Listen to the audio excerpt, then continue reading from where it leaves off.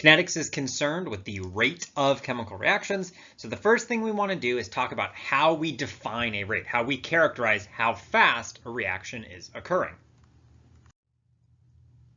So we know for every reaction, it's reactants becoming products. And so we know that as a reaction occurs, the amounts of reactants present should be decreasing, the amount of products increases, right? Reactants are becoming products. You're changing what is present over the course of the reaction. So for a fast reaction, the amounts should change faster, right? Really slow reactions, the amounts don't change. In really fast reactions, the amounts are changing really quickly. You're losing reactants very rapidly, and you're gaining products very rapidly. In order to, we could monitor amount using like moles or anything like that, but any sort of amount would work, mass, but we're going to use concentration. This makes it a bit, you can compare different systems more cleanly, right? Because concentration just describes, you could have different solutions of different sizes with similar concentrations. In order to describe concentration, we are going to use square brackets around a chemical formula to indicate molarity. So the first idea, we're going to be using molarity as concentration basically from here on out. So everything through kinetics and moving forward, we're still going to be talking about concentration, and molarity will be our desired concentration of choice. So whenever we see a molecular formula that has square brackets, that implies it is the molarity of whatever's inside. So NaCl as a molecular formula inside square brackets implies that that quantity is the molarity of NaCl. We're going to use that similar to like a variable in equations. Okay, so if you have the reaction rate, it's going to be the change in concentration over time. So reaction rate should always have units of concentration per time. So because our concentration, molarity per time. It can be seconds, hours, days, years, weeks, whatever, milliseconds, nanoseconds, whatever makes the most sense for that reaction that you're looking at. So for example, if I want to look at this reaction, N2 plus 3H2 gives me NH2 and H3. I want to characterize the rate of creation of NH3. How rapidly is NH3 being created? And so I want change. So this delta here is always going to imply change.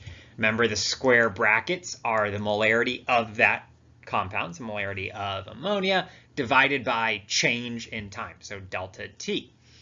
And so in this case, these deltas, that just means differences, so it means subtraction. You will note over here, I have put these basically subscript of times. So you'll note the change in time is T1 to T2. And then when we use these brackets to represent molarity of a compound, we use a subscript of a time afterwards to denote the time that I'm looking at that molarity of. So this first thing would read, this is the molarity of ammonia at time 2, or at the second time. So this is similar to this is a function, the molarity is changing with time, and so it's the function at time 2. That is the input variable that you would go in because your molarity is going to depend on time, and it's going to be changing with time. This is a reaction that we're looking at over time.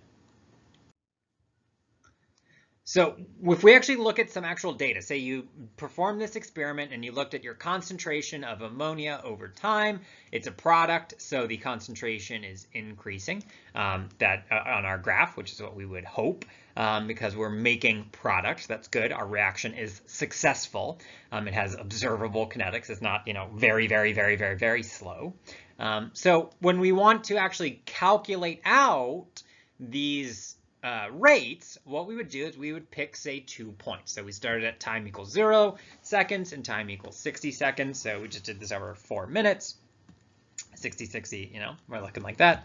So if we want to do the delta NH3, what we do is we take the 109, which is the concentration at the higher time, right? It's not necessarily that T2 that's right there, just indicates what time it is that you're measuring out or specifying the concentration at. What the concentration at time 2, which is the 60-second time point, is 1.09, and then at the time 1 time point, it is 0.75.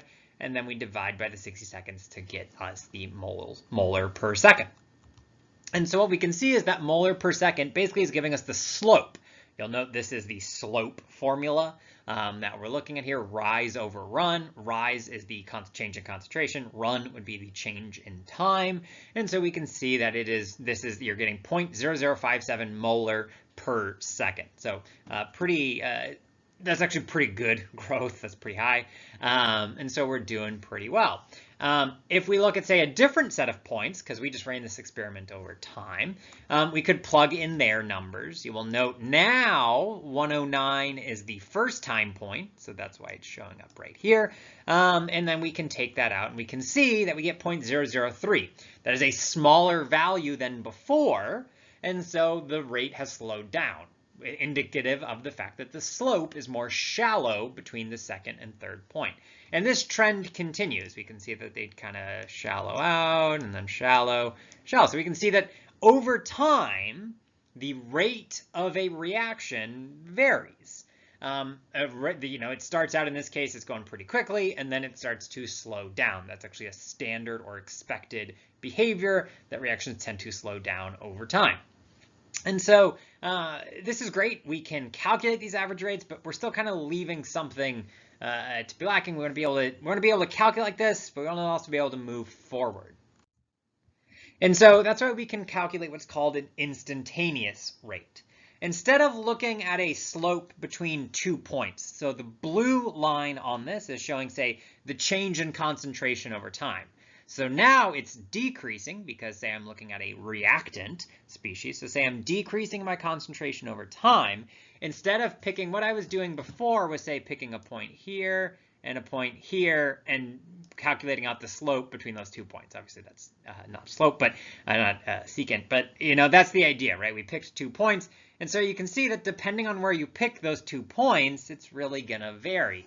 And ideally, what we would like to get is, instead of some sort of averaged rate over time, I want to know how fast is the reaction going at this specific time. And so what we could say is, well, at this time, the rate of the reaction is still the slope of a line, but it's the slope of what's called the tangent line. It basically is showing how quickly is the graph changing, or is my line changing, at this particular point. So here at the start, the slope is steep, right? The blue curve looks steep, and the orange dashed line that meets it right there is showing that would be if it was a straight line that matched with that part of the blue curve, that's what the slope would be. Further out, it does become shallower. So an instantaneous rates can happen at any time. A lot of time we define what's called the initial rate. This is the rate right when we mix our reactants, right when we start the reaction. Basically, this is useful for experiments because you know exactly what the conditions are because you mixed them in that initial system. And so you can have good control over what the conditions are. And that way you can directly relate initial rate, how quickly is the reaction happening right now, to this idea of, what are the conditions? What are my concentrations? What's the temperature? All those things we've talked about previously that can potentially control reaction rate. I do want to put a little disclaimer. You may recognize some of the math that's going on here. There's a lot of calculus underpinning this. You do not need calculus for this. You don't need pre-calculus. We're going to not worry about it. We're just going to say what these things are. You don't need to be able to obtain instantaneous rates from a graph. So no worries if you're recognizing some things that are giving you some concern. No calculus here. There is a lot of calculus here. We're just not going to be doing any of it. Everything that underlies this. We're just going to get the outcome of some calculus processing.